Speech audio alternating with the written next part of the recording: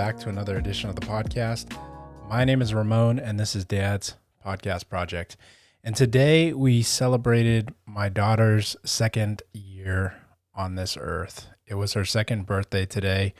My wife and I, we actually did a birthing story podcast. Well, not really a podcast, but we did a birthing story kind of recording, if you will, last night or a couple nights ago actually. And we decided that, we had done it for our son. We wanted to do it for our daughter and kind of just go over some of the things that we were going through or we were thinking of, or just really getting our experience down with that pregnancy on a recording.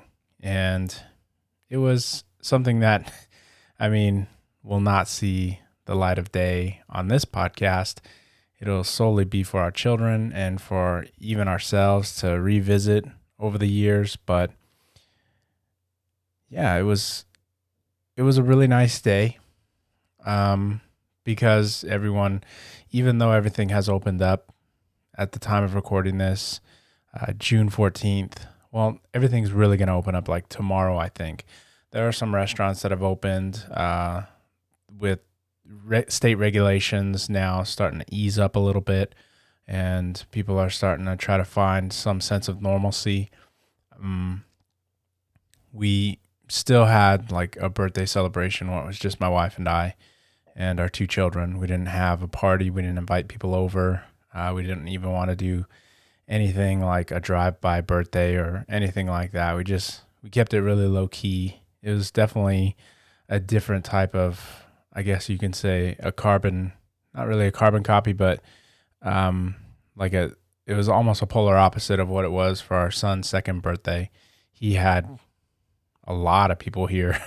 We had quite the birthday for him for his second birthday, and it was a little bit different for her, but nonetheless, it didn't make it any less special.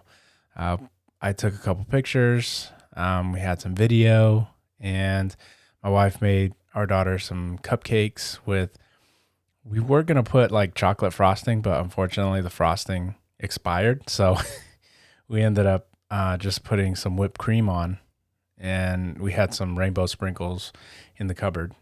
The only frosting that we had was like a coconut pecan frosting, and we gave our kids like a little taste, and they were like, no, we do not like this. So, but yeah, it was a mellow day, to say the least. Yesterday it was interesting. I think it was just an interesting week altogether, because there are a lot of kids who are also graduating from high school. And I think that my wife's closest friend takes the cake in terms of a story that really hit us in the feels with her son graduating from high school. This woman has been a tremendous inspiration as a mother, probably to my wife, and it's just what she did for her son, like in celebration. It was like, you might think, oh, it's just a little banner or whatever, but as soon as my wife told me what she had done, I was like, oh geez, that definitely hits right in the feels. She had a picture of the sonogram of her son when he was still in her tummy, and then his senior portrait, and in between the two images was happy graduation or congratulations or something of that effect. And it's just the span of a young man's life, pretty much, between those two images, 18 years of life. And we sit and we look at our children, and it's like, respectively, our daughter's 2 and our son is 4 going on 5. 18 years is really not that long before they're grown. They'll be considered adults, and they'll be off into the world doing their own thing and seeking and carving out their own path in this life of theirs. We had put up my wife went to Target and picked up a little wall decal, and we put up a ruler, and we decided to start measuring the heights of our children. And so just that alone, I think everything that's just going on this week has us in a little bit of more of an emotional state. sensitive, or a little bit more sensitive to the emotion and the feels that are going on right now, because our kids they're not little anymore. We look back to the videos that we have on our cell phones, to the photos that I've taken in my library, and it's just, we used to hold them in our arms, and in just two hands we can hold our children, and now they're just big. They're big kids. They're running around. They're making demands of us as their parents, and it's just, it's crazy how time flies. And with a lot of our peers now having children who are graduating from high school or have children who are entering into high school, it's not that far off. I mean, our son will be entering into actual school, not pre-K, not daycare, not preschool, just legit straight up school. And that's it. He's going to be there. It's a very short period of time that your kids are just home. And we've been fortunate enough to be able to have my wife stay with the kids and spend time with them. It is not easy by any stretch of the imagination. Stay-at-home mothers and even stay-at-home fathers, I tip my hat to you, because it's not easy. Kids can provide their own unique challenges when it comes to taking care of them. However, as soon as they're with someone else, a stranger or auntie or grandma, they're just perfect little angels. So I think that when they're your own, they tend to challenge you a little bit more. And so it's definitely something that we enjoy, to be able to have the ability to do this at this time in their lives. And we're just trying to make the most of it.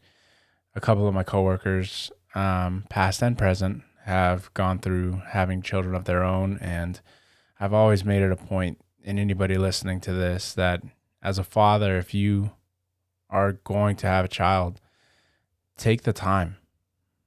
You're allotted up to 6 weeks. At the time of listening to this, I don't know if things change or things are different with your employer, if 6 is now the old amount and you can get more. But if anything, take it, because your kids are only going to be that little for so long.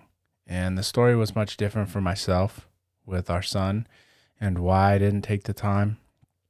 However, with our daughter, I took the entire 6 weeks. I stayed home, and I was up at night, and I was on, the typical things that new parents do, the shift work, if you will, where it's like, okay, I'm going to take a nap. You take care of her now. And then after that, you take a nap, and then she'll take care of her. So the back and forth of that. But getting back to sort of getting off on a tangent there, just the day was really great, though. I think that, my daughter, she has such a different personality from our son. Our son is really, we can watch his mannerisms, and he's definitely a firecracker. He's got a lot of personality. And our daughter is really just, I don't know, I really enjoy just like watching what she does. I feel like she's more observant of her surroundings. She's a little bit, I don't know, she's like very, very caring towards her older brother.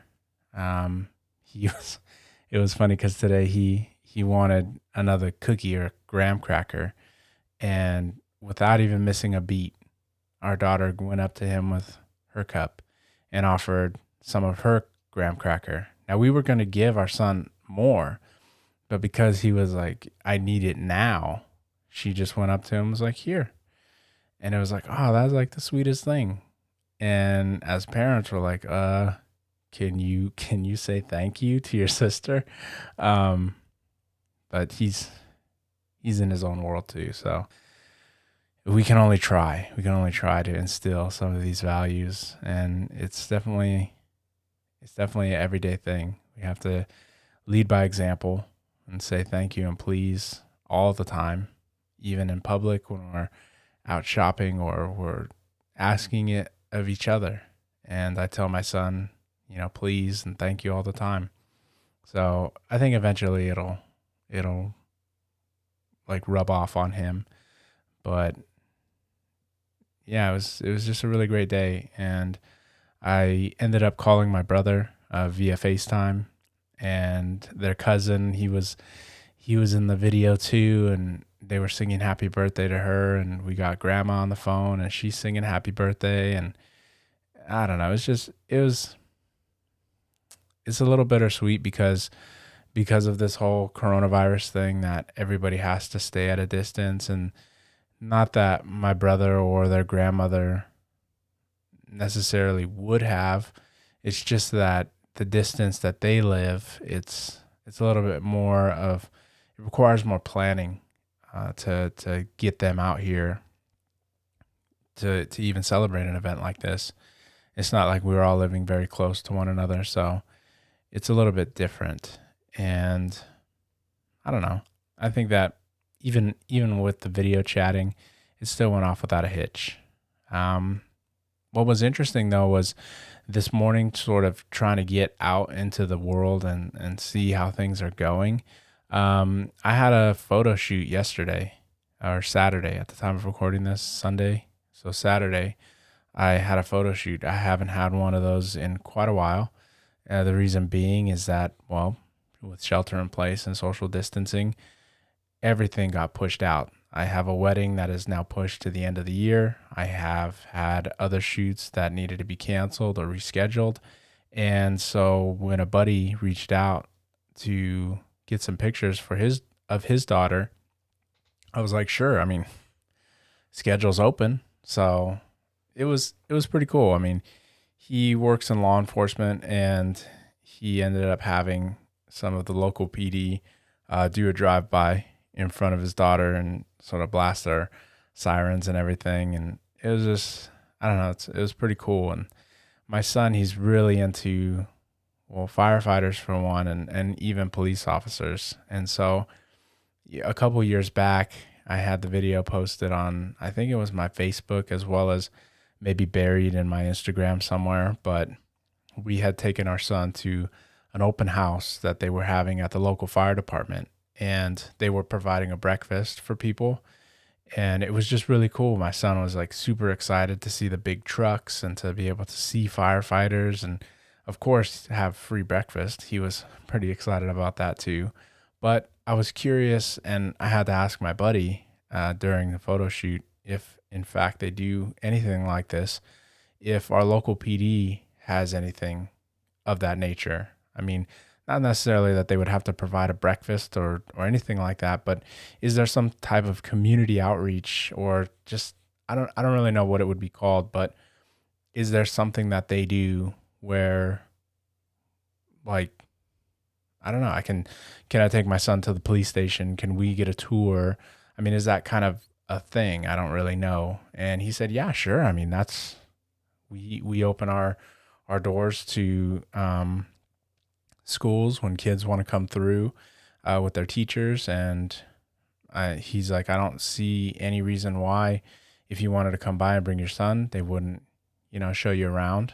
And I was like, right on. Well, hopefully whenever everything clears up with the virus and the shelter in place and some restrictions are lifted, we can definitely do that, because he just gets super excited. Like whenever the kids hear sirens, they're running to the window. Could be an ambulance, could be fire department, police officers, and they're just super excited to see that stuff. And I think that, introducing my son to local things, whether it's law enforcement, firefighters, just anybody really, like even the people who work for the, what's it called? The waste management. I mean, he just garbage trucks even. That was another thing that I was wanting to look into, because my daughter, both of them, I don't know if you guys are familiar, but they watch Blippi on YouTube, and I have my reservations and my comments about that, but it's what they enjoy watching. And, I watched Pee Wee Herman as a kid. Other kids watch Blue's Clues. So I think as adults, we always have like these reservations about adults who are creating entertainment for children. It's a little bit different, I think, than say Mr. Rogers, because he was not as colorful or flamboyant a character. He was just your neighbor. Yeah, it's just an elderly man who would create these videos for children. And so it's a little bit different for me to be able to sit through a Blippy episode, but irregardless of that, they are definitely excited about some of the things that he does in the video, like looking at fire trucks, ice cream trucks, tractors, things like that. So it's definitely on my to-do list, and I'm sure if anybody out there listening to this is curious about maybe what they might be able to do for their kids, if they are looking for ideas to get their kids out there and interested in other things in the community, on my list right now is definitely finding out if we can get a tour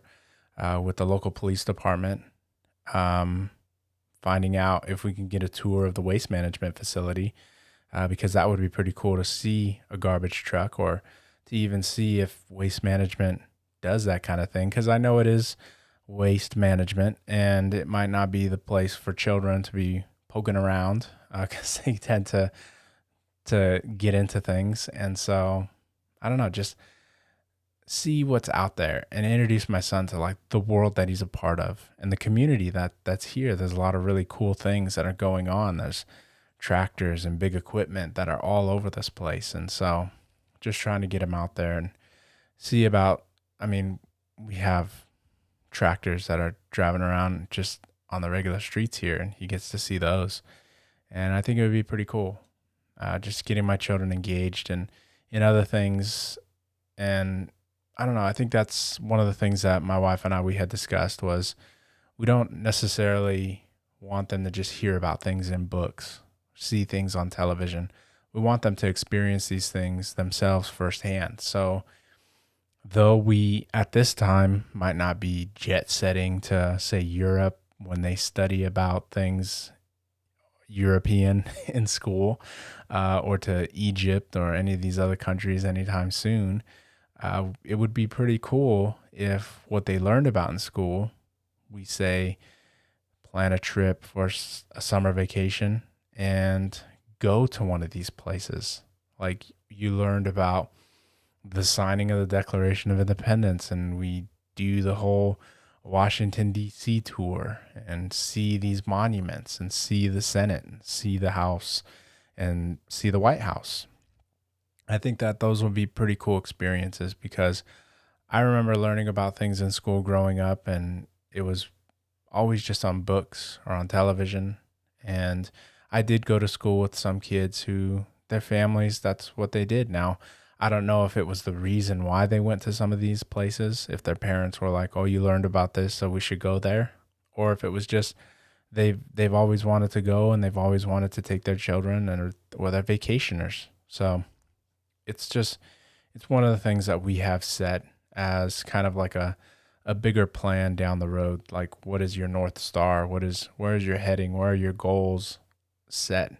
And though we may come adrift here or there over time, maybe we find in some way, shape, or form of hitting those marks, hitting something very similar along the way.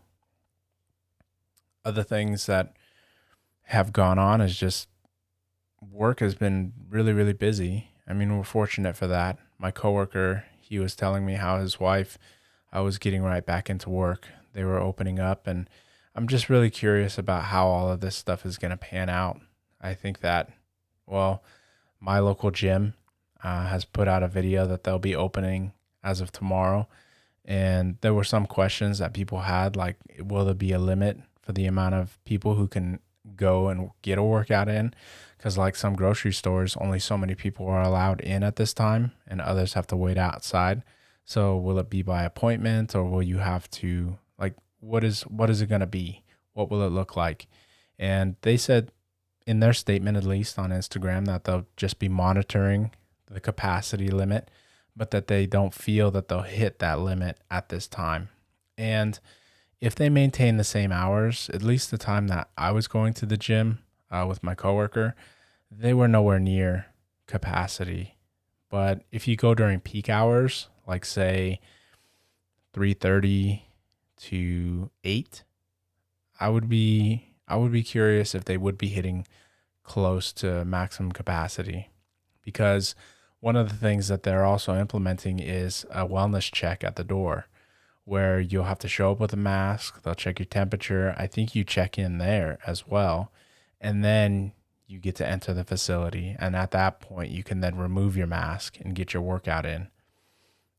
It was kind of odd to me to think that you can just get a wellness check and then remove your mask as you get in. But I don't really know how that's working and what that covers. So it may very well be okay, if so long as you don't have a fever or a cough, that you can then remove the mask. And I'm also not here to debate uh, the pros and the cons of masks, whether they work or they don't work.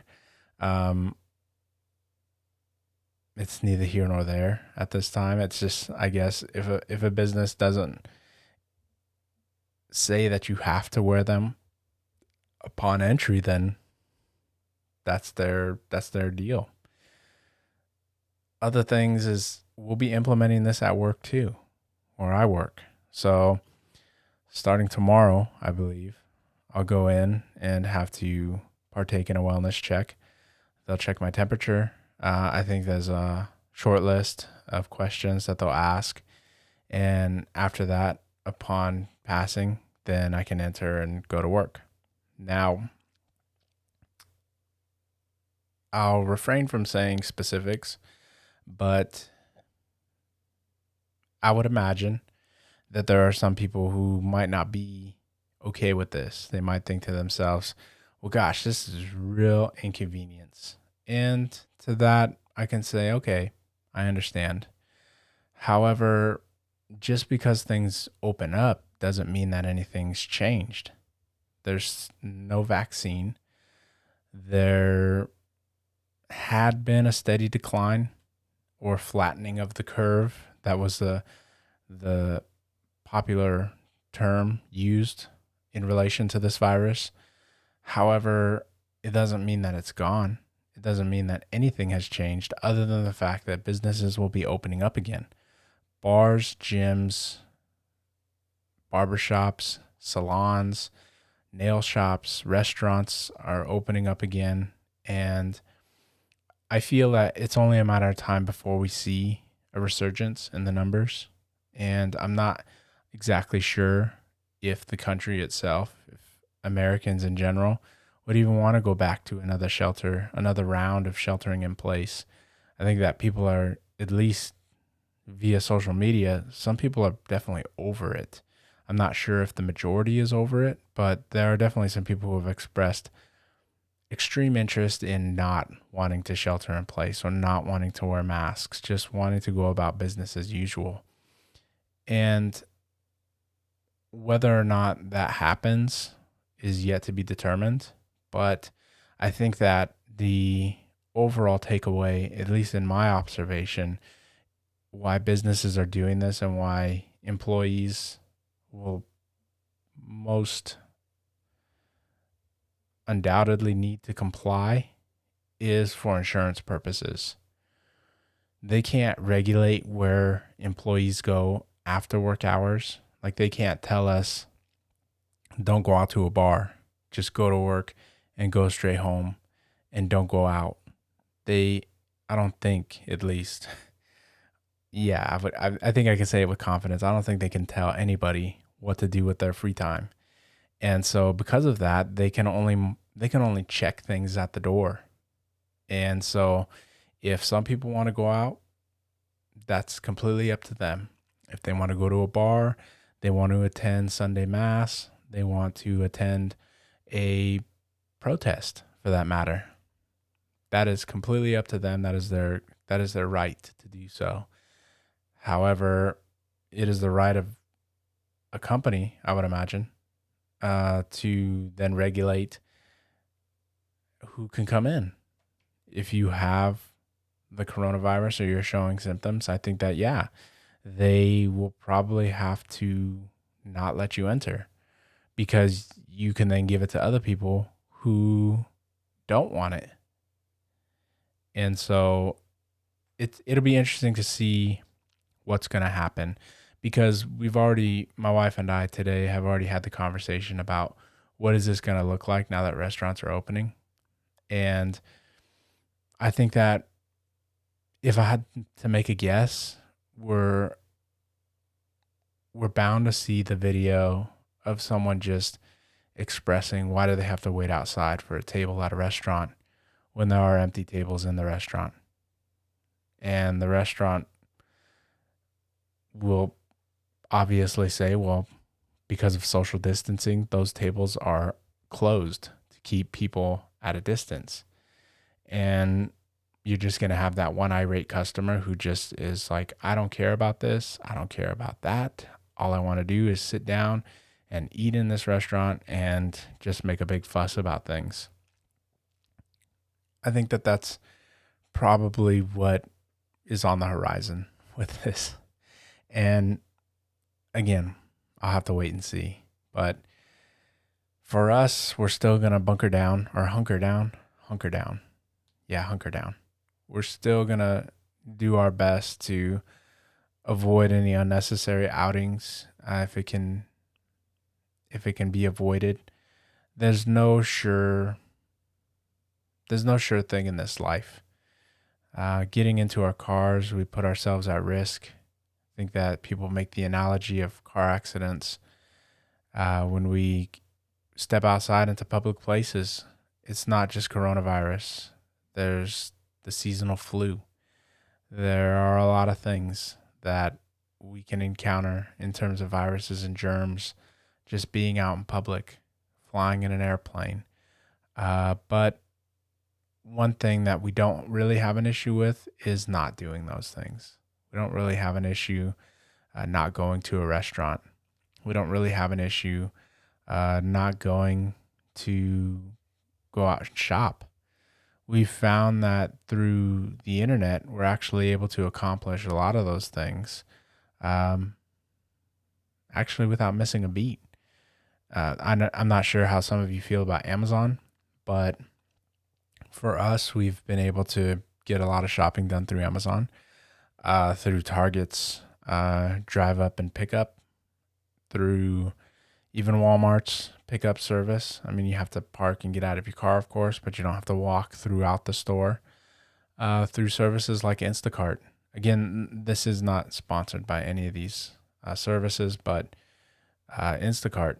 If we don't feel like going to Costco, we can always just use that service and have the groceries brought to us.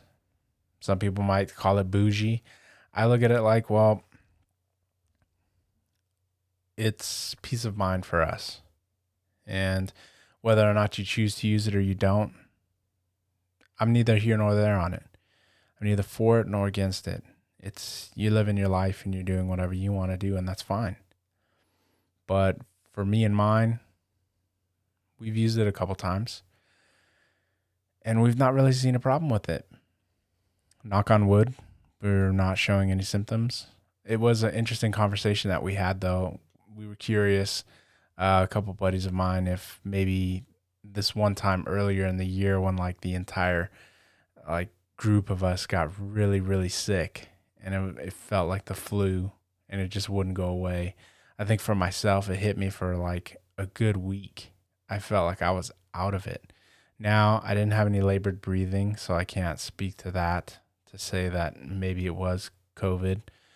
But one of my other buddies, he I think he was out for 2, almost 3 weeks. I asked him, are you going to die? Because I've never known anybody to have the flu for that long. That was serious. That was intense. He even had to stay home from work a couple days, or work from home. I'm not exactly sure how that worked out for him, but it was a real thing. And we all kind of thought about to ourselves, what if we've already had it and this is just like we're going through the motions. I guess we'll have to see. All I can hope for is that I don't get it. I think that would suck.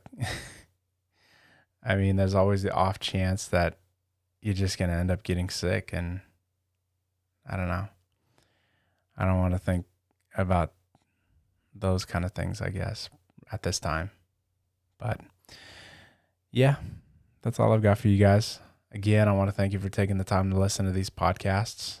And if you're catching this on YouTube, be sure to hit that thumbs up. Subscribe if you're enjoying this content. I'm not really sure. I'm not really sure what more to say. And until next time, you guys. See ya.